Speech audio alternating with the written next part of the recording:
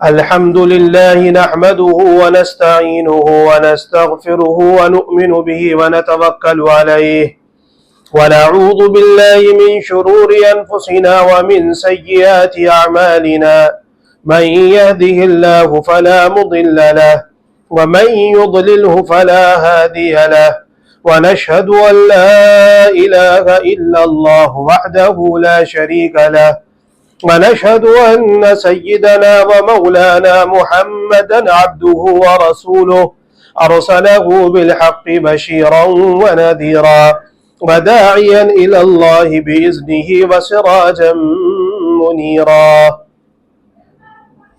أما بعد فأعوذ بالله من الشيطان الرجيم. بسم الله الرحمن الرحيم. يا أيها الذين آمنوا ادخلوا في السلم كافة ولا تتبعوا خطوات الشيطان إنه لكم عدو مبين.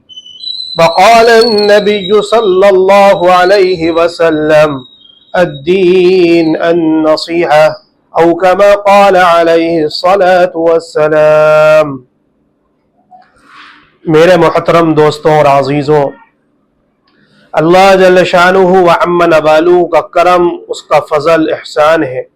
اللہ رب العزت نے ہمیں ایمان کی نعمت اور اسلام جیسی دولت عطا فرمائی. اس پر ہمیں اللہ کا شکر ادا کرنا چاہیے، اور یہ شکر ایسا ہونا چاہیے جیسے صحابہ اکرام اس شکر کو بجا لائے، اللہ کو راضی کر لیا، نبی علیہ الصلاۃ والسلام کے طریقوں پر قربان کر دیا اپنے آپ کو. ایسا ہمیں شکر ادا کرنا چاہیے اللہ کا. اللہ رب العزت کے شکر گزار بندے بہت تھوڑے سے ہیں، بہت تھوڑے. ایک صحابی دعا کر رہے ہیں اللہ رب العزت سے کہ اللہ مجھے کم لوگوں میں شامل فرما، تھوڑے لوگوں میں شامل فرما.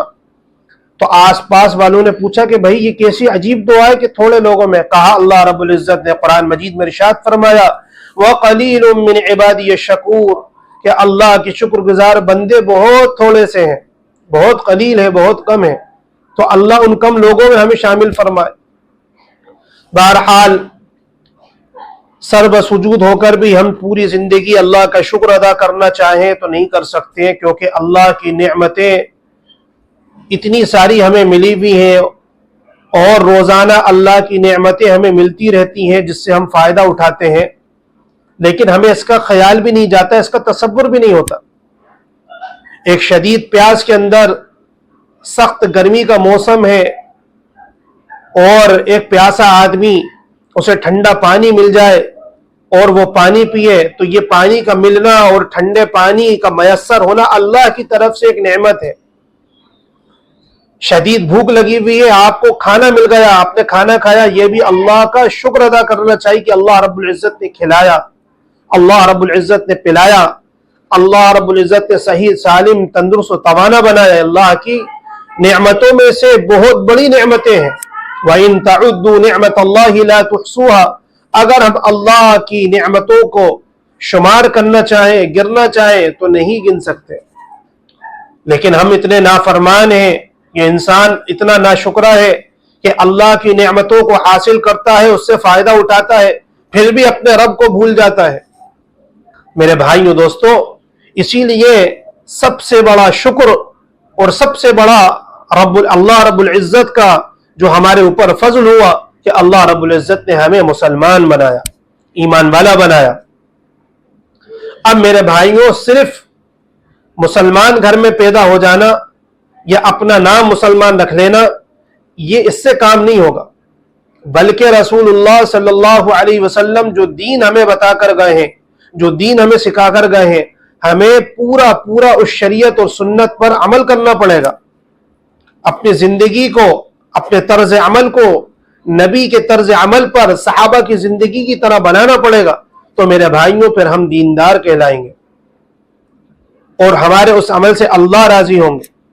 اور اگر ایسا نہیں ہوا تو پھر میرے بھائیو دوستو کہ سیرت ہمیں یہ بات بھی بتاتی ہے کہ اگر اللہ کی بات نہیں مانی اور اللہ کے احکامات کو ہم نے چھوڑا نبی علیہ السلام کے طریقوں سے سنتوں سے اعراض کر آپ کے طریقوں کو ہم نے چھوڑا تو میرے بھائیوں پھر دنیا میں بھی خسارہ، آخرت میں بڑا خسارہ ہے۔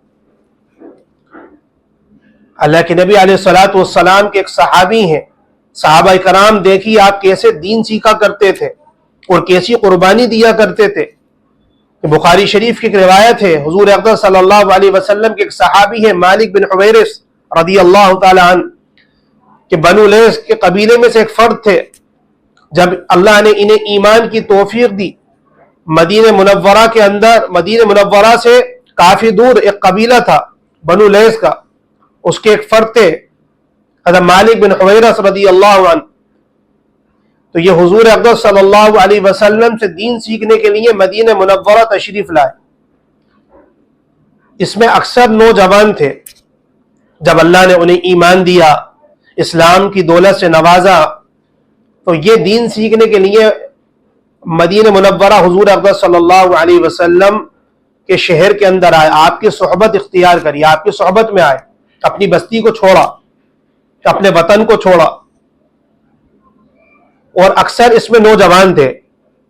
تو حضور اقدس صلی اللہ علیہ وسلم اب انہیں دین سکھا رہے ہیں، ایمان کے فرائض سکھا رہے ہیں، دین کی موٹی موٹی باتیں سکھاتے ہیں، اور انہیں نمازیں سکھا رہے ہیں، نمازوں کا طریقہ سکھا رہے ہیں کہ یہ سارا دین، یہ سارے فریضہ اللہ کے نبی علیہ السلام ان صحابہ اکرام کو سکھا رہے ہیں۔ اللہ اکبر۔ جب 20 دن پورے ہو گئے تو حضور اقدس صلی اللہ علیہ وسلم نے سوچا کہ ان کے ساتھ ان کے گھر والے بھی ہیں، ان کے رشتہ دار بھی ہیں، آپ نے حال احوال معلوم کرے۔ تو بے شک اس میں بہت سے نوجوان تھے جو دین سیکھنے آئے تھے، انہوں نے دین سیکھا اور اپنے حال احوال رشتہ داروں کا معاملہ بیان کیا، اور اس میں کچھ نئے شادی شدہ بھی تھے۔ تو حضور اقدس صلی اللہ علیہ وسلم نے ان سے فرمایا کہ یہ دین اب تم اپنے گاؤں میں جا کر، اپنے گھر والوں کو جا کر، اپنے رشتہ داروں کو جا کر سکھاؤ، ان کو نماز کا طریقہ سکھاؤ، نماز پڑھنا سکھاؤ، اذان سکھاؤ، انہیں علم سکھاؤ، دین کی موٹی موٹی باتیں انہیں سکھاؤ۔ اور پھر کیا کہا آپ نے؟ صلو کما رأیتمونی اصلی، کہ جیسے مجھے نماز پڑھتے ہوئے دیکھا ایسی نماز سکھانا ہے۔ اللہ اکبر۔ میرے بھائیو آپ غور کریں کہ صحابہ اکرام حضور اقدس صلی اللہ علیہ وسلم کی صحبت میں آ کر آپ کا جو مدرسہ ہے، وہاں کوئی کالج نہیں ہے، کوئی یونیورسٹی نہیں ہے، مدرسہ کون سا مدرسہ؟ جو حضور اقدس صلی اللہ علیہ وسلم جو دین سکھا رہا ہے صحابہ کو۔ آپ کیونکہ ایک معلم بھی تھے، ایک مربی بھی تھے، آپ دین بھی سکھاتے تھے، اور کوئی اچھی بات و حکمت کی، ادب کی، اور آپ تربیت بھی کیا کرتے تھے، مربی بھی تھے۔ اب میرے بھائیوں یہ صحابہ اکرام رضی اللہ تعالیٰ عنہم اجمعین، آپ غور کریں کہ یہ کوئی کالج یونیورسٹیوں کا ماحول نہیں ہے، بلکہ نبی علیہ السلام کی صحبت ہے، اور صحابہ اکرام 20 دن کے اندر قربانی دے کر، مجاہدے کر کر، اپنے گھر بار کو چھوڑ کر حضور اقدس صلی اللہ علیہ وسلم کی صحبت میں دین سیکھ رہے ہیں۔ اسی لیے ہمارے اکابرین علماء اکرام فرماتے ہیں کہ یہ دین صرف کتابوں کے پڑھنے سے علم حاصل نہیں ہوتا، علم اور ہنر کو حاصل کرنے کے لیے اس فیلڈ کے اندر ان جو ماہر ہیں، جو اس فن کے ماہر ہیں، ان سے سیکھنا پڑتا ہے، جو علم جانتے ہیں، اور پڑھے لکھے لوگ ہی علم کو حاصل کرتے ہیں۔ جو دوسرا ہوگا وہ تھوڑی کیسے حاصل کرے گا، جو نہیں جانتا ہوگا پڑھنا لکھنا وہ حاصل نہیں کر سکتا۔ تو جس طریقے سے ایک اچھے ڈاکٹر بننے کے لیے ایک سینئر ڈاکٹر سے سیکھتے ہیں، ان کی فیلڈ میں آ کر، ان کی صحبت میں آ کر، ایک اچھے انجینئر بننے کے لیے انجینئرنگ کا کورس کرنا پڑتا ہے، اور پھر کسی انجینئر کی صحبت میں رہنا پڑتا ہے، اس دائرے کے اندر آنا پڑتا ہے۔ حتیٰ کہ اس دنیا کے کام ہے یہ صرف، میرے بھائیوں یہ تو صرف ایک دنیا کے کام ہے، ایک اچھا کھانا بنانے کے لیے کسی باورچی کی خدمت میں آنا پڑتا ہے، اس سے سیکھنا پڑتا ہے. تو اس فن کو حاصل کرنے کے لیے بھی انسان کو جو ہے جب ان کی صحبت اختیار کرنا پڑتی ہے. تو میرے بھائیوں، پھر جو قرآن حدیث کا علم ہے وہ صرف کتاب کے پڑھ لینے سے حاصل نہیں ہوتا، بلکہ سینہ بسینہ علوم چلتے ہیں. باقاعدہ اس میں پڑھ کر، اس کو سمجھ کر، اس کو سن کر، اللہ والوں کی صحبت سے، اپنے اساتذہ کی خدمت میں جا کر یہ علم حاصل کیا جاتا ہے. حضور اقدس صلی اللہ علیہ وسلم سے صحابہ اکرام رضوان اللہ تعالی علیہم اجمعین نے یہ علم سیکھا اور پھر دوسروں کو سکھایا. اللہ اکبر. میرے بھائیوں، آپ غور کریں. آپ سوچیں کہ یہ ساری چیزیں صرف پڑھ کے حاصل ہو جائیں گی، تو میرے بھائیوں یہ پڑھنے سے حاصل نہیں ہو سکتی. باقاعدہ اس کے لیے اس ماحول کے اندر آنا پڑتا ہے، اس میں سیکھنا پڑتا ہے. حضرت مفتی شفیع عثمانی صاحب رحمۃ اللہ علیہ فرماتے ہیں اللہ رب العزت نے دین کا جو سلسلہ جاری کیا ہے وہ دو اصول، دو بنیادوں پر ہے، دو طریقوں پر ہے. اب جو ان بنیادوں کو حاصل کرے گا، ان طریقوں پر چلے گا، تو اللہ رب العزت اسے دین کی سمجھ عطا فرمائیں گے. ایک کتاب اللہ کا علم، دوسرا رجال اللہ کا علم. کہ یعنی اللہ تعالیٰ کی کتاب ہے، اسی طریقے سے اللہ تعالیٰ کے آدمی بھی ہیں، رجال ہیں.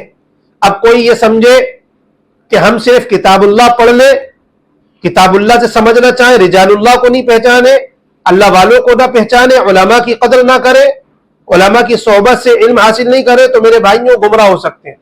اب جنہوں نے صرف رجال اللہ کو دیکھا، قرآن کو نہیں دیکھا، تو میرے بھائیوں وہ بھی گمراہ ہو سکتے ہیں. اسی لیے ہمیں قرآن کو بھی سمجھنا ہے اور کتاب اللہ کو بھی سمجھنا ہے، رجال اللہ کو بھی سمجھنا ہے. کتنی پیاری بات آپ نے ارشاد فرمائی. تو یہ دین حضور اقدس صلی اللہ علیہ وسلم نے ہمیں سمجھایا. اور میرے بھائیوں اگر ایسا ہی ہوتا تو انبیاء اکرام علیہم الصلاۃ والسلام کو اللہ رب العزت نے جو صحیفے دیے، جو کتابیں دیں، حضور اقدس صلی اللہ علیہ وسلم کو جو قرآن مجید اللہ تعالیٰ نے نازل فرمایا، پوری شریعت ملی، تو اس کو نبی اس کا طرز عمل بتاتے اور لوگوں کو یہ بات بتاتے کہ جو ہے اللہ کی شریعت کیا ہے، اس کے احکام کیا ہیں، اور ہم کیا عمل کریں گے تو راضی ہوں گے. اس لیے صحابہ اکرام رضوان اللہ تعالی علیہم اجمعین حضور اقدس صلی اللہ علیہ وسلم کے عمل کو دیکھتے ہیں. رات دن آپ کا بولنا، آپ کا چلنا، آپ کی صبح، آپ کا شام، آپ کا دن، آپ کی راتیں، آپ کا اللہ سے مانگنا، لوگوں کے ساتھ آپ کے اخلاق، آپ کے معاملات، آپ کا معاشرہ، یہ سارا دین صحابہ اکرام نبی علیہ الصلوۃ والسلام کی صحبت میں آ کر سیکھتے. اگر ایسا ہی ہوتا میرے بھائیوں تو اللہ رب العزت جو ہے بس نبیوں کو دے دیتے. نبی کہتے کہ بس کتاب پڑھ لو، اور نبی گھر میں بیٹھے رہتے یا اپنے مقام پر رہتے اور دین نہیں سکھاتے. لیکن نبی علیہ الصلوۃ والسلام اور تمام انبیاء نے یہ دین سب سے پہلے خود عمل کر کے دکھایا، اور وہی دین صحابہ اکرام نے نبیوں سے سیکھا، وہی دین نبیوں سے سیکھا. اللہ اکبر. میرے بھائیوں تو یہ غور کرنے کی بات ہے، بہت سمجھنے کی بات ہے. تو حضور اقدس صلی اللہ علیہ وسلم کو جب یہ خیال آیا کہ ان کے ساتھ جو ہے بہت سارے حقوق ہیں اور بہت ساری ان کے ساتھ رشتہ داریاں جڑی ہوئی ہیں، تو آپ نے ان سے کہا کہ اب جو ہے تم واپس جاؤ اور اپنے وطن جا کر، اپنے گاؤں جا کر اپنے رشتہ داروں کو، اپنے گھر والوں کو یہ دین سکھاؤ. اگر اللہ کے نبی علیہ الصلوۃ والسلام بھی یہ کہتے کہ نہیں اور زیادہ قربانی دو اور دن رکو تاکہ تم پورا علم حاصل کرو، تو یہ بھی ایک مشکل بات تھی، کیونکہ پورا علم حاصل کرنے کے لیے وقت لگتا ہے، تفصیلات ہوتی ہیں. تو 20 دن کے اندر پورا علم بھی حاصل نہیں کر لیا ہوگا ان صحابی نے یا ان نوجوانوں نے. لیکن دین کی جو موٹی موٹی باتیں ہیں، نماز ہے، اس فرائض، نماز کے فرائض ہیں، واجبات ہیں، اس کی سنتیں ہیں کہ نماز کو کس وقت پڑھنا ہے، کیسے ادا کرنا ہے، اس کی کتنی رکعات ہیں، حج فرض ہے، رمضان کے روزے کیسے رکھنا ہے، زکوٰۃ فرض ہے، اس کی ادائیگی کیسے کرنی ہے، کن لوگوں کو دینا ہے. یہ موٹے موٹے دین کی باتیں حضور اقدس صلی اللہ علیہ وسلم نے صحابہ کرام کو سکھائیں، اور آپ نے کیا پیغام دے کر بھیجا کہ صلو کما رأیتمونی اصلی، جیسے مجھے نماز پڑھتے ہوئے دیکھا ہے ویسی نماز پڑھنا اور ویسی نماز سکھانا۔ اللہ اکبر میرے بھائیوں، اب ہم غور کریں، سارا علم حاصل کرنے کے لیے تو بڑا وقت لگتا ہے، مدارس میں جائیے، علم حاصل کریے، عالم بنیے، پھر عالم کہلاتا ہے، لیکن یہ کوئی فرض عین نہیں ہے، فرض کفایہ کے درجے میں۔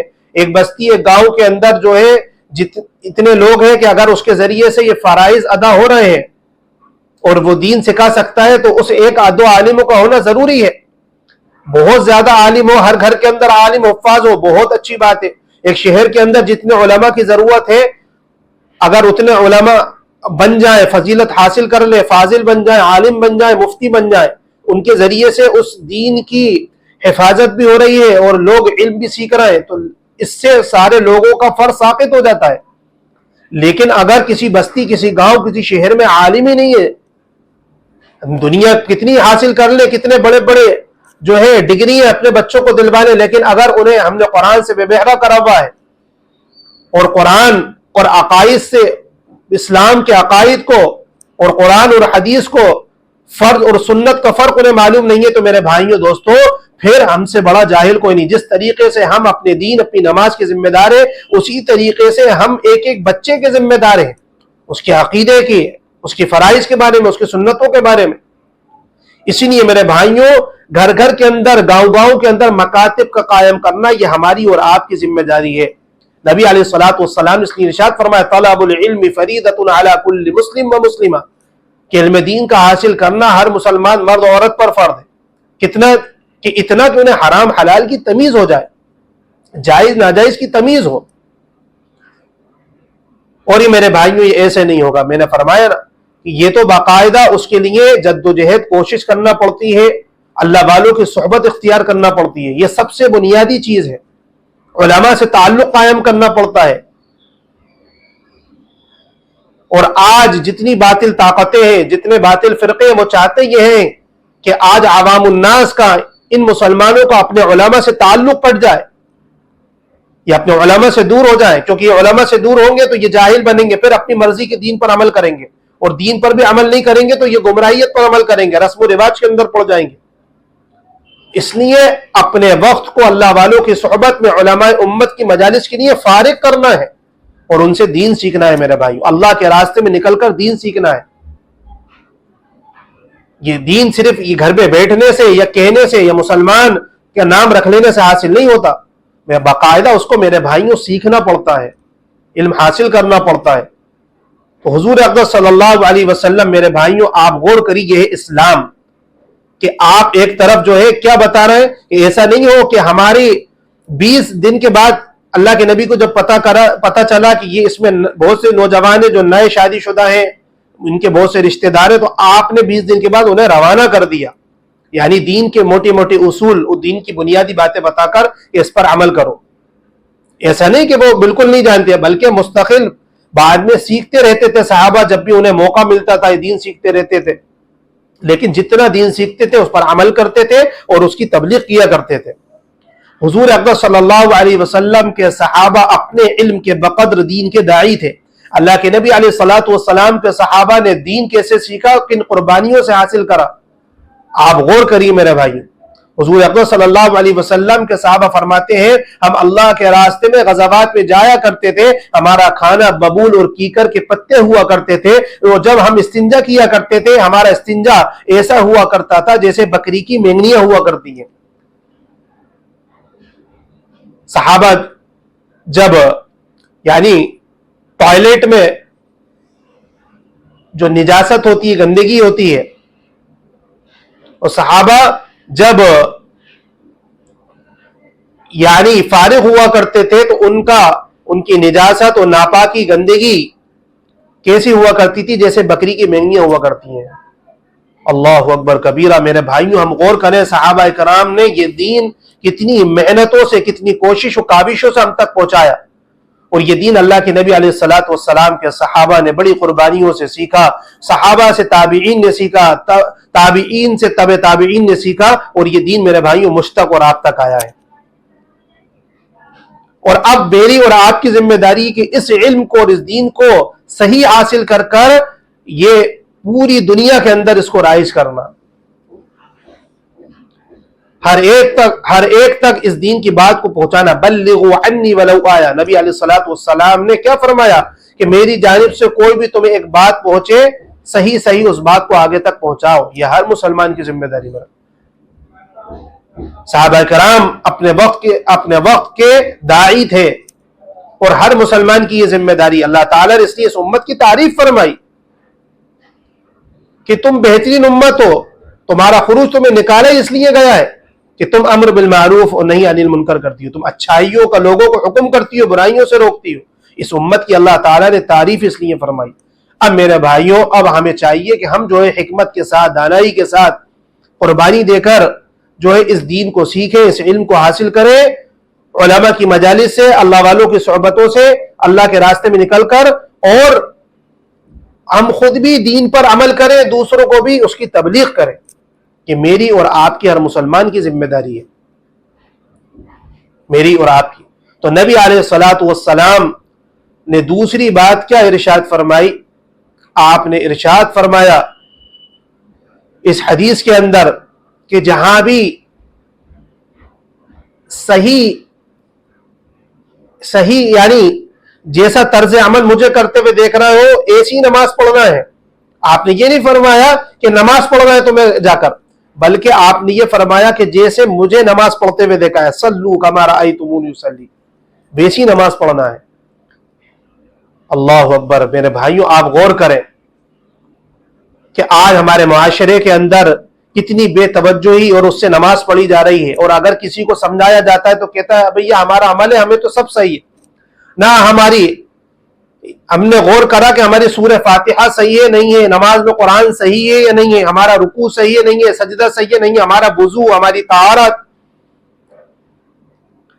ہماری نیت کا باندھنا، التحیات، دعائے قنوت، جو وتر کی دعا ہے، جو نماز کے فرائض ہیں، واجبات ہیں، اس کی سنتیں ہیں، ہمیں معلوم ہے یا نہیں ہے؟ اور ہم اس کو معلوم کرنے کے لیے نہ علماء کی صحبت میں جاتے، نہ اللہ والوں کے پاس جاتے، اور نہ اللہ کے راستے میں نکلتے، اور سمجھ رہا ہے ہم جو ہے نماز پڑھ رہے ہیں۔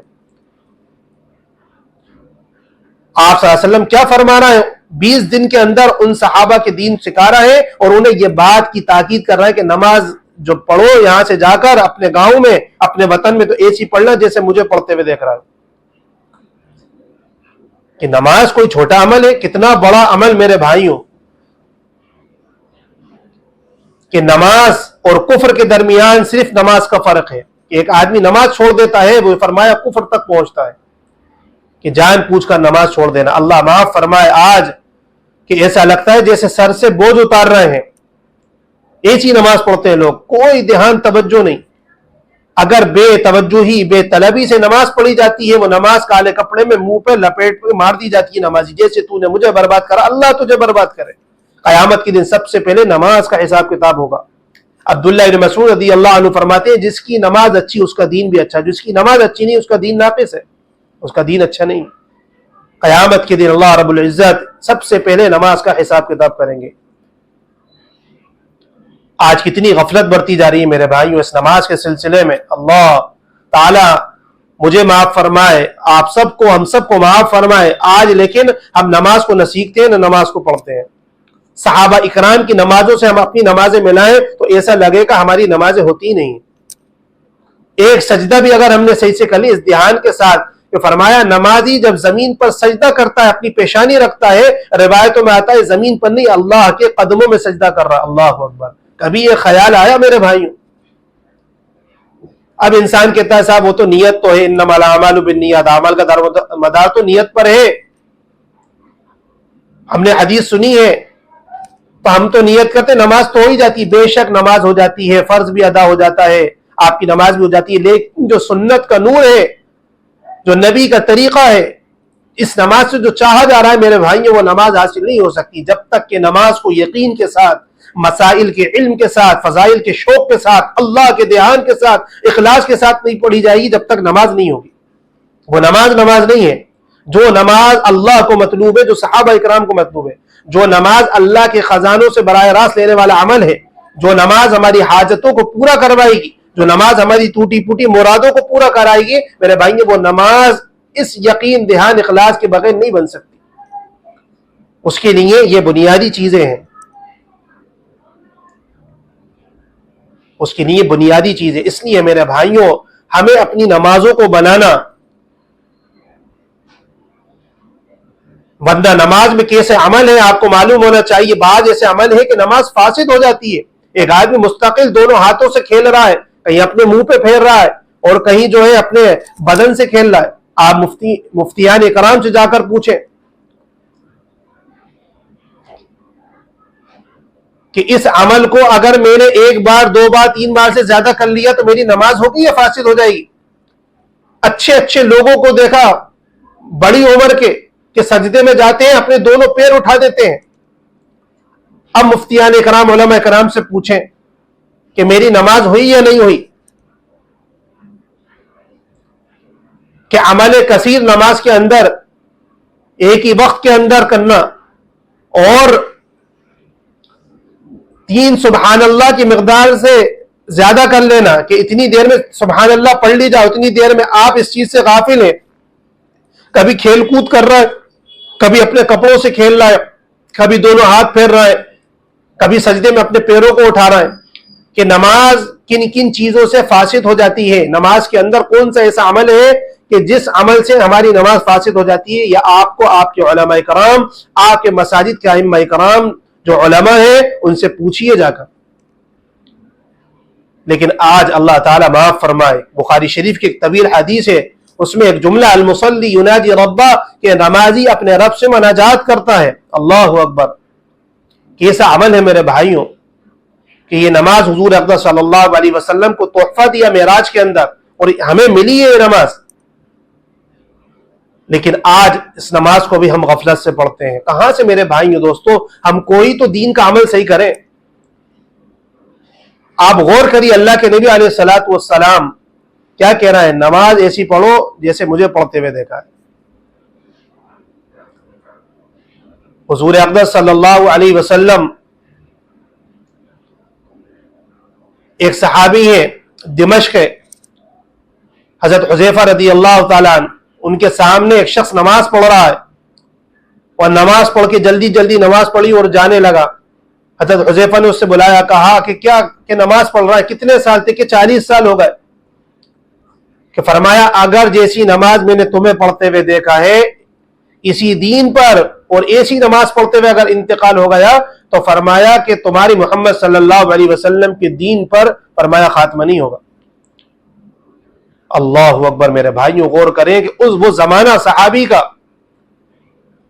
اور وہ نماز کو دیکھ رہے ہیں تو پھر کیا نماز ہوگی۔ علماء کرام فرماتے اس لیے اپنی نماز کے اندر بہت سے لوگ آپ نے دیکھا ہوگا رکوع کرتے سیدھے کھڑے نہیں ہوتے، کمر سیدھی نہیں کرتے، فوراً سجدے میں چلے جاتے ہیں، اور پھر ایک رکعت ایک سجدے کے بعد جب وہ جلسے کے اندر بیٹھتے ہیں تو پھر اپنی کمر بالکل سکون سے نہیں بیٹھتے، پھر سجدے میں چلے جاتے ہیں۔ اس لیے بعض روایات کے اندر نبی علیہ الصلوۃ والسلام نے ہمیں کیا دعائیں سکھائیں جو منقول سنت ہیں، ربنا لک الحمد حمدا کثیرا طیبا مبارکا فیہ، اور اسی طریقے سے بعض صحیح حدیث میں ہمیں یہ ملتی دعا ربنا لک الحمد حمدا کثیرا طیبا مبارکا فیہ ملء السماوات وملء الارض وملء ما بینہما وملء ما شئت من شیء بعد۔ کم سے کم سنت و نوافل کے اندر اس کا اہتمام کرنا چاہیے ان دعاؤں کا، ورنہ تو فرائض کے اندر بھی اتنا تو ہم پڑھ ہی لیں ربنا لک الحمد حمدا کثیرا طیبا مبارکا فیہ، اور جب اس کے اندر بیٹھے جلسے کے اندر اللہم اغفر لی ورحمنی وعافنی واجبرنی واہدنی وارزقنی، کہ واجبرنی کا لفظ فرمایا بخاری شریف کے اندر صحیح حدیث ہے کہ اللہ میری ٹوٹی پوٹی مرادوں کو پورا فرما، کہ جو 2 سجدوں کے درمیان جو جلسہ ہوتا ہے اس کے اندر ہم ان دعاؤں کا اہتمام کریں میرے بھائیوں۔ امام کے پیچھے پڑھ رہے ہیں تو جو ہے اگر آپ کو موقع ہے تو پڑھ لیں، ورنہ امام کے ساتھ شریک رہیں۔ اپنی جو انفرادی نماز ہے اس کے اندر تو میرے بھائیوں اس کا خوب اہتمام کریں، سنت و نوافل کے اندر اپنی نماز کو ایسی مشق کرنا بنانا کہ ہمارے فرائض درست ہو جائے۔ اس لیے روایت کے اندر آتا ہے کل قیامت کے دن اللہ رب العزت جو ہے جب فرائض کے اندر کوئی کمی ہوگی تو دیکھیں گے فرشتوں کہیں گے دیکھو اس کے نامہ اعمال میں کوئی سنتوں تو ہے، تو سنتوں سے اس فرائض کو جو کمی بیشی ہوگی اس کو پورا کر دیا جائے گا، ورنہ آج تو ہم سنت مؤکدہ چھوڑ دیتے ہیں، غیر مؤکدہ پڑھنے کی بات تو بہت دور کی ہے، کتنے ایسے لوگ ہیں سنت مؤکدہ نہیں پڑھتے۔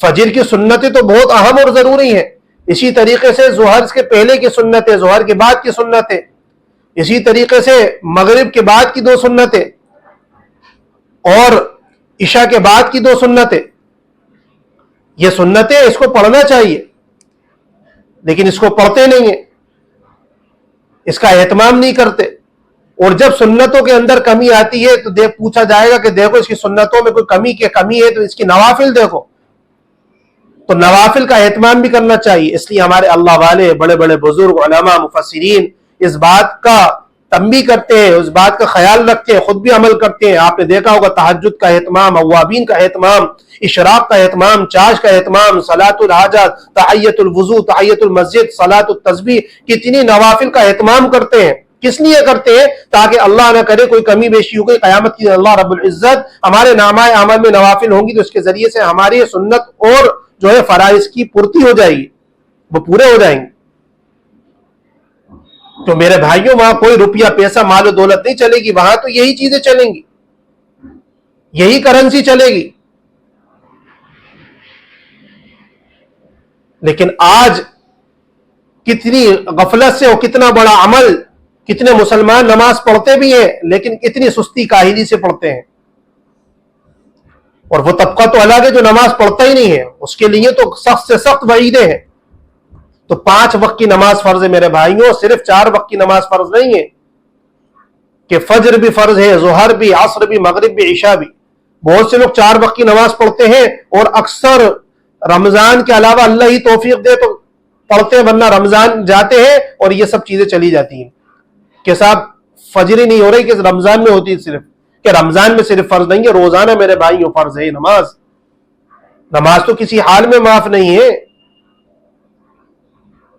اگر بہت زیادہ آپ معذور ہو، کھڑے ہو کے نہیں پڑھ سکتے تو بیٹھ کے پڑھ لو، بیٹھ کے نہیں تو لیٹ کے نہیں تو اشاروں سے، یہاں تک اجازت کہ انسان اگر بالکل ایسا شرعی معذور نہیں ہو گیا، اس کا ہوش و آواز ہے، سب کچھ ہے، تو اپنے اشاروں تک اجازت، فقہاء کرام لکھتے کہ اشاروں سے پڑھے نماز، لیکن پڑھے۔ اللہ کے نبی علیہ الصلوۃ والسلام کے نواسے چہیتے کربلا کے اندر بھی نماز کا عمل، نماز پڑھ کے دکھائی۔ صحابہ کرام غزوے کے اندر بھی دشمن سے جنگ ہو رہی ہے پھر بھی نماز پڑھا کرتے تھے کہ پوری امت کو، پورے مسلمانوں کو یہ پیغام ہے کہ اس موقع پر بھی نماز معاف نہیں ہے، نماز پڑھنا ہے۔ لیکن آج تو چھوٹے چھوٹے کاموں میں، چھوٹی چھوٹی دکانوں کے دھندوں میں، اور جو ہے بالکل بازاروں کے اندر، اپنے کاموں میں، کھیل کود کے اندر جو ہے نماز، اتنی غفلت سستی کہ نماز چھوڑ دیتے ہیں۔ اللہ تعالیٰ معاف فرمائے۔ اللہ رب العزت ہمیں نماز کا اہتمام کرنے والا بنائے میرے بھائیوں، اور نماز صحابہ جیسی بنائے، ہماری یقین کے ساتھ ہمیں نماز پڑھنے والا بنائے۔ اس نماز کے جو وعدے ہیں نا، اللہ رب العزت سب سے پہلے کیا کرتے ہیں؟ روزی کو آسان کرتے ہیں۔ پوری دنیا پریشان ہے روزی کے لیے، ہر مسلمان پریشان ہے، صاحب روزی کسی نے کچھ کر دیا، باندھ دیا، کاروبار نہیں چل رہا، نوکری نہیں لگ رہی، پریشان ہے۔ ارے بھائی تم اللہ کا حکم تو پورا کرو، مؤذن کہہ رہا حی علی الصلاۃ حی علی الفلاح، نماز کی طرف آؤ، کامیابی اسی میں ہے، اور تم سمجھ رہے ہو کہ دنیا کے اسباب، دنیا کی چیزیں اور دنیا کمانے، اور ہائے دنیا اس میں کامیابی، اس میں کوئی کامیابی نہیں ہے۔ کامیابی اللہ کے دین کے اندر ہے، نبی کے طریقوں کے اندر ہے، سکون اس کے اندر ہے، زندگی کا سکون اور زندگی کی خوشی اسی کے اندر ہے۔ دنیا تو چند روز کی زندگی ہے، دنیا کی زندگی یہ چند روزہ ہے، چند دنوں کی ہے۔ یہ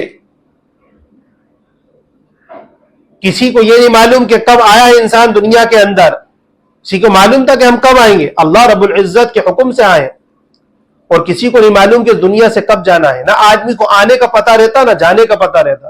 اس وقفے کے اندر انسان کو اپنے مولا کو، اپنے رب کو، اپنے خالق کائنات کو، اپنے مالک کو، اپنے رازق کو پہچان کر زندگی گزارنا ہے۔ حضور اقدس صلی اللہ علیہ وسلم جو شریعت و سنت ہمیں دے کر گئے، ہمیں بتا کر گئے میرے بھائی، اس پر عمل کرنا ہے تاکہ ہماری دنیا بھی بنے، آخرت بھی۔ اس حدیث کے اندر نبی علیہ الصلوۃ والسلام نے صحابہ کرام کو جو ترغیب دی ان 20 نوجوانوں کو، پھر کہا کہ جب بھی نماز پڑھو تو نماز کے وقت اذان دینا،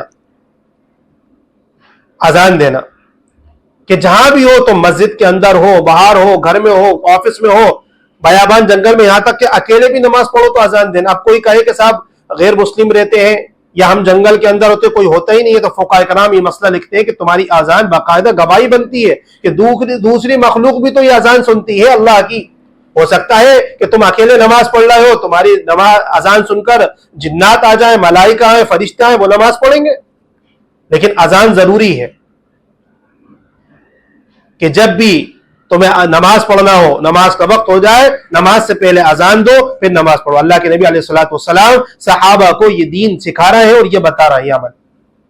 اور تیسری چیز اللہ نبی علیہ الصلوۃ والسلام نے کیا فرمایا ان سے کہ تمہاری جماعت کے اندر، تمہارے درمیان، تمہارے گاؤں میں جو بھی تم سے بڑا ہے، اتنا دین جانتا ہے، جتنے تم میں سے لوگ ہو، اس میں جو بڑا ہو اس میں کیا کرنا، ان کو امامت کروا، کہ جو زیادہ قرآن پڑھنا جانتا ہے، جو تم میں بڑی عمر کا ہے، جو بزرگ ہے، وہ نماز پڑھوا۔